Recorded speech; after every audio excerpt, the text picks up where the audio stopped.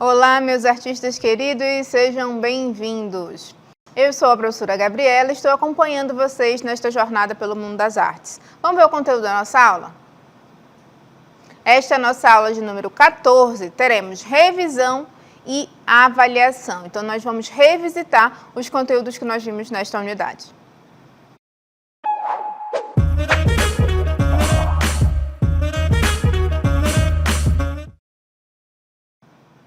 Vamos começar a nossa revisão dentro da caverna, porque a gente vai voltar lá na pré-história. É importante a gente saber como é que essas manifestações artísticas e culturais começaram no decorrer da história da humanidade, né? Então, a gente vem falando de arte, de fazer artístico, né? Sobre uma reflexão acerca de como essa arte ela foi sendo modificada, como ela vai sendo transformada com o passar dos anos. E a gente vai falar mais especificamente agora sobre música. Bora lá? Olha só, não existem relatos científicos suficientes que possam comprovar com exatidão quando a música teve origem, mas é possível afirmar que os homens das cavernas já faziam as suas próprias produções musicais. Nesse período, eram usados sons criados por movimentos corporais, vocais e alguns poucos instrumentos rústicos. E daí considera-se o início da música pela humanidade. O homem pré-histórico, ele produzia os seus sons, muitas vezes representando os sons que ele escutava. Sons de animais, o barulho da chuva, o vento. Então, ele tentava fazer a reprodução desses sons. Então, utilizava-se o quê? A percussão corporal, que é quando eu consigo emitir os sons utilizando o próprio corpo. E eles utilizavam alguns instrumentos rústicos, alguns instrumentos produzidos por eles mesmos. Então, assim, considera-se o início da música pela humanidade. Essa ação do homem pré-histórico, que ele tentava fazer essas reproduções desses sons. Então, eles criavam as suas próprias produções musicais, fazendo uma imitação dos sons que eles encontravam no seu entorno. Então, foi assim que a gente começou a conversar sobre música e sons. Nas músicas, sons e silêncios se alternam num determinado período de tempo, formando padrões que se repetem. Podemos dividir a música em 3 elementos básicos. Seria ritmo, melodia e harmonia. E a gente vai conversar agora sobre o ritmo. É a organização dos sons dentro do tempo. É o elemento que está relacionado com a propriedade de duração do som, variando entre sons e silêncios curtos, médios e longos dentro de uma composição musical. Esse é o único dos 3 elementos que existe em todas as músicas. Pode-se até ter uma música sem melodia ou harmonia, mas nunca sem ritmo. Um conjunto de sons não pode ser música, ou seja, um conjunto de sons ele tem que ter ritmo para ser considerado uma música. Então, o ritmo é a organização desses sons. Nós vimos que existem algumas definições para o que seria a música, e uma delas é que a música é a combinação de momentos de sons com momentos de silêncio. Então, a organização desses sons dentro de um tempo é o que a gente chama de ritmo. E essa duração, pode ser um som curto, médio ou longo dentro de uma composição. E essa duração desses momentos de sons, com esses momentos de silêncio, é o que vai estar dando o ritmo para a gente. Toda música tem ritmo. Pode não ter melodia, pode não ter harmonia, mas ritmo sim. Então, não podemos esquecer que toda música tem ritmo. Outro elemento da música que nós falamos foi a melodia. O que é a melodia? É a parte da música que geralmente é cantada ou tocada por um instrumento melódico, como a voz ou um violão. A melodia é o aspecto mais reconhecível de uma música e é o que fica na mente das pessoas após ouvi-la. Sabe quando a gente fica cantarolando uma música? Então, a gente está cantarolando a melodia, porque é o que fica na nossa mente. Às vezes a gente sabe até qual é a melodia, mas a gente não consegue identificar a música, porque a gente não consegue se lembrar da letra. Então, é comum, às vezes, a gente falar aquela música que começa assim, e você não está lembrando de qual é a música, porque a melodia é essa propriedade que fica gravada no nosso cérebro e faz a gente reproduzir, certo? Então, seja através de um instrumento melódico ou seja através da letra. Outro elemento é a harmonia. A harmonia representa o conjunto de sons dispostos simultaneamente, ao mesmo tempo. A harmonia ela surge da combinação de diferentes sons emitidos simultaneamente, criando um conjunto agradável. Quando eu falo simultaneamente, são sons que estão emitidos ao mesmo tempo. Quando tem uma banda tocando, está tocando lá a bateria, o violão, a guitarra, tem a voz. Então, são vários instrumentos que estão emitindo sons diferentes, porque a gente viu que cada instrumento ele vai emitir um tipo de som e eles são emitidos ao mesmo tempo. Se não tiver uma harmonia, ou seja, se eu não combinar esses sons de uma forma harmônica, vai ficar uma grande confusão de sons e a gente não vai entender nada. A harmonia ela vem para organizar esses sons, né? Saber qual som vai ser emitido de acordo com cada instrumento musical, para que eles sejam combinados de uma forma harmônica, de uma forma agradável aos nossos ouvidos, e que um som de um instrumento não atropele o som de outro, não passe por cima de um som de outro, certo? Então, essas propriedades, elas fazem parte da música. E a música, como nós vimos, existem momentos de sons e momentos de silêncio. E os sons também têm as suas propriedades. Vamos ver algumas propriedades do som. A altura. A altura é a qualidade que nos permite diferenciar os sons agudos dos sons graves. O som alto é um som agudo e o som baixo é um som grave. Não podemos esquecer isso, tá? Quando eu estou falando de altura, a altura do som, eu estou definindo se ele é um som alto. O que é um som alto? É um som mais agudo, ou se ele é um som baixo, se ele é um som grave. O fator que determina a altura do som é a frequência da onda. Sabemos que o ouvido humano é capaz de captar sons na faixa de frequência que vai de 20 Hz a 20.000 Hz. Som graves ou baixos são aqueles que estão na faixa de baixa frequência, enquanto sons agudos ou altos são aqueles que possuem suas ondas com uma frequência de vibração alta. Olha só como é importante a gente entender. O som agudo, que é o som alto, ele tem uma frequência de vibração alta. O som grave, que é o som baixo, eles têm uma frequência de vibração baixa. Então, quando eu estou falando de altura do som, eu estou falando se um som é alto, se ele é agudo. Um miadinho de um gato é bem agudo, né? Então, se ele é um som alto, se ele é um som agudo, ou se ele é um som baixo, um som grave, como um rugido de um leão, certo? Essa é a altura. E a intensidade? A intensidade sonora está associada àquilo que nós comumente chamamos de volume. A diferença entre um som intenso ou forte e um som fraco vem da amplitude da vibração da onda.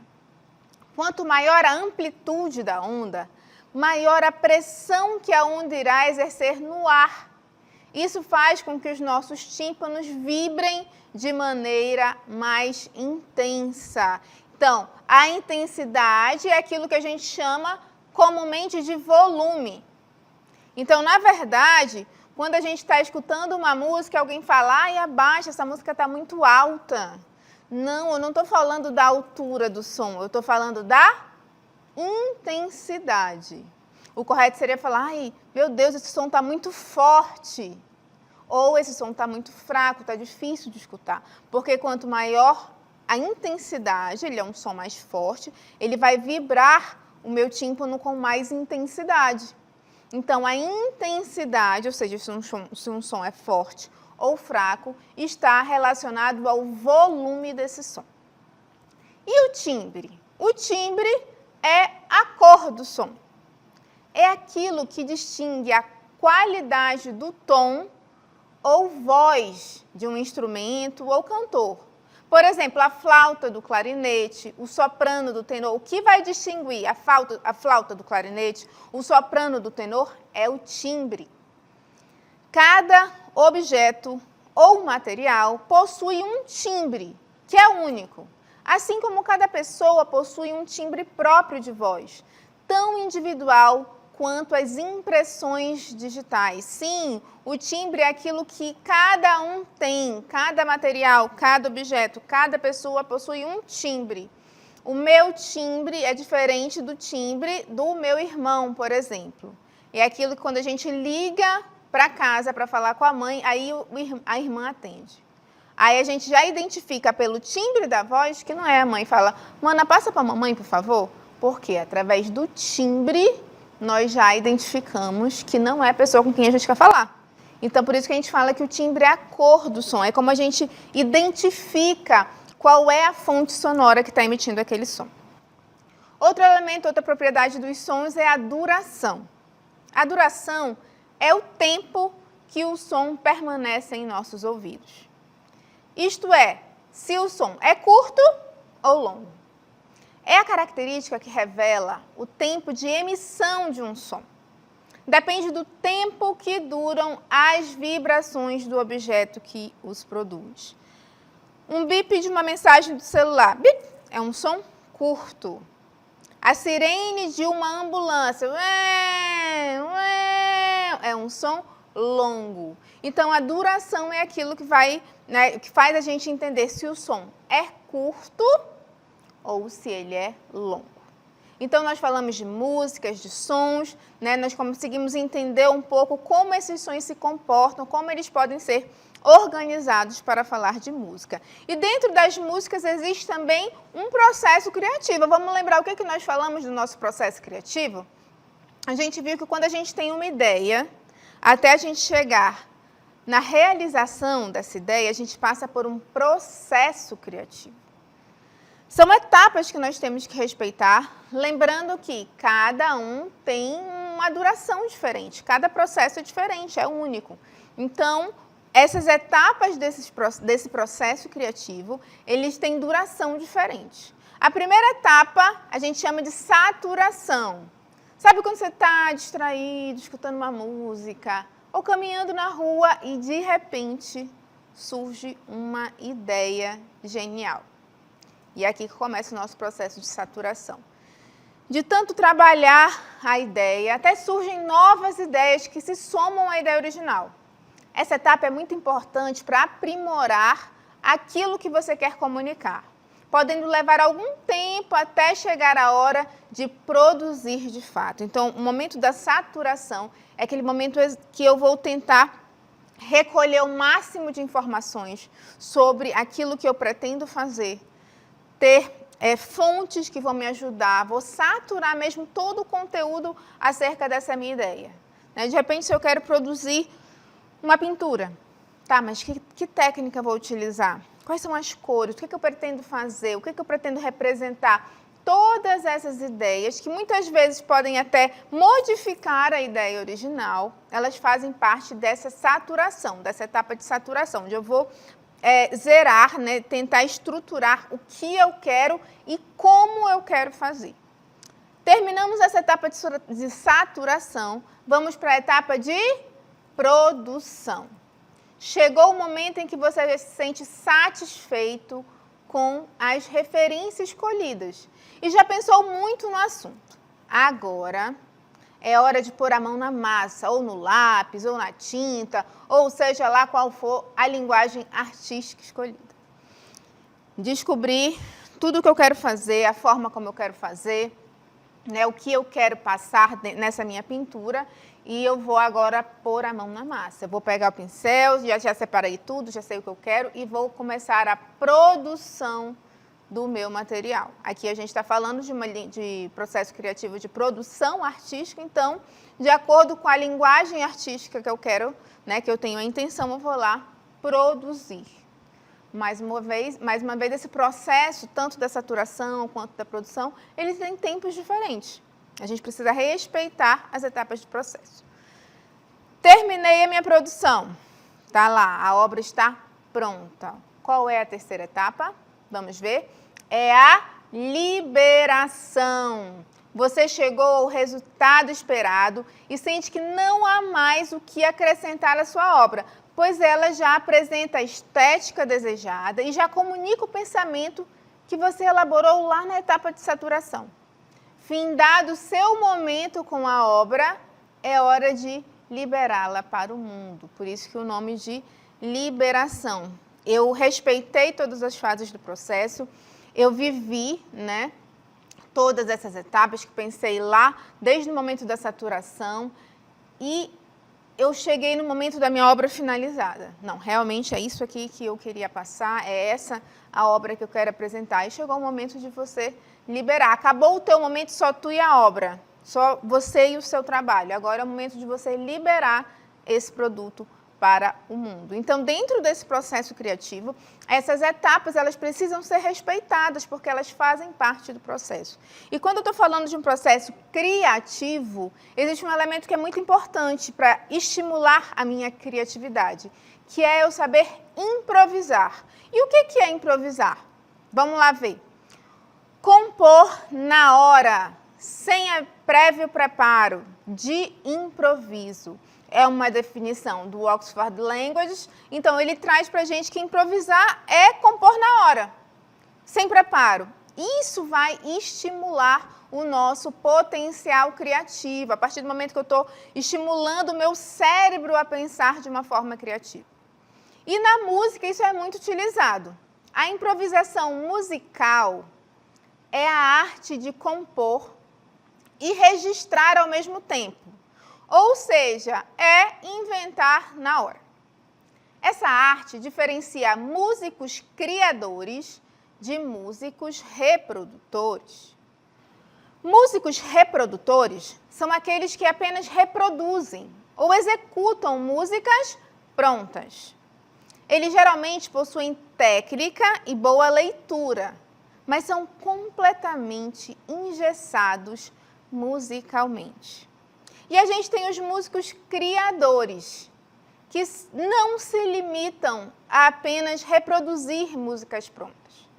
Eles são capazes de alterá-las, incrementá-las, criar novas melodias ou harmonias automaticamente. Então, na improvisação musical, a gente direciona o que nós falamos sobre os músicos reprodutores e os músicos criadores. Os reprodutores são aqueles que eles têm uma técnica muito boa na reprodução daquilo que já existe. Os criadores, eles querem alterar. Eles não se limitam só em reproduzir aquela música que já está pronta. Então, ele vai criar novas melodias, uma harmonia diferente. E isso ocorre de uma forma automática, de uma forma natural. Não desmerecendo o trabalho de nenhum dos dois, porque são como se fossem personalidades diferentes. Existe um músico que ele é muito bom, ele é técnico, ele reproduz exatamente aquilo que está lá na escritura da música para ser reproduzido, e tem aqueles que olham e falam, mas eu podia mudar isso aqui, eu acho que vai ficar melhor assim. Então, são os músicos reprodutores e os músicos criadores. E dentro dessa criatividade, dessa improvisação, muitos usam a percussão corporal. Vamos lembrar, a percussão corporal é uma prática que pode ser utilizada, entre outras finalidades, como recurso sonoro e musical para produzir sons, utilizando o próprio corpo, sem precisar de nenhum instrumento. Utiliza-se uma mistura de técnicas e movimentos como sons produzidos pela boca, estalos de dedos, sapateados, diferentes batidas de palmas em áreas do corpo como peito e coxas. Então, a percussão corporal, né, é uma prática, é uma forma de você estar brincando com essa composição musical de forma diferente, a partir do momento que eu utilizo apenas o meu corpo para reproduzir os sons. Então, a gente pode utilizar a boca, estalar de dedos, sapateados, tudo utilizando o próprio corpo para a emissão desses sons. Falamos bastante sobre música e falamos também um pouco sobre teatro. Vamos lembrar sobre o teatro no Brasil. No século XVI, o teatro no Brasil deu seus primeiros passos com as exibições teatrais organizadas pelos padres jesuítas. O padre José de Anchieta, considerado o primeiro dramaturgo do país, foi um dos responsáveis por trazer essa forma de arte para terras brasileiras. Então, quem trouxe essa forma de arte, o teatro, para o Brasil foi o padre José de Anchieta. Então, ele trouxe aí o teatro de catequese, que era uma forma que eles estavam tentando se relacionar, se aproximar dos povos indígenas. Então, ele catequizava, né, ele tinha, por isso que é o nome de teatro de catequese, tinha a intenção de catequizar os povos que aqui estavam. E essa arte, esse fazer artístico, ele foi se aprimorando no Brasil. Então, uma obra marcante para o teatro brasileiro na primeira metade do século XIX foi Antônio José ou Dom Pedro e a Inquisição, de Gonçalves de Magalhães, e ela foi encenada em 1838. A peça ela é inserida na vertente do romantismo e faz parte do gênero dramático. Com objetivos nacionalistas, teve como protagonista o ator carioca João Caetano. Por que essa prática nacionalista, nesse objetivo nacionalista? Porque era uma característica da arte romântica. Então, eles tinham essa intenção, esse objetivo nacionalista. Em 1943, o teatro brasileiro ganha maior visibilidade, com a estreia da peça Vestido de Noiva, de Nelson Rodrigues, inaugurando um teatro moderno no país. Assinou a direção do espetáculo o dramaturgo polonês Ziembinski. Então, a gente tem aí em 1943 um grande marco na história do teatro brasileiro, que foi a estreia dessa peça de Nelson Rodrigues, que ela marcou aí uma nova fase, né, o teatro moderno no país.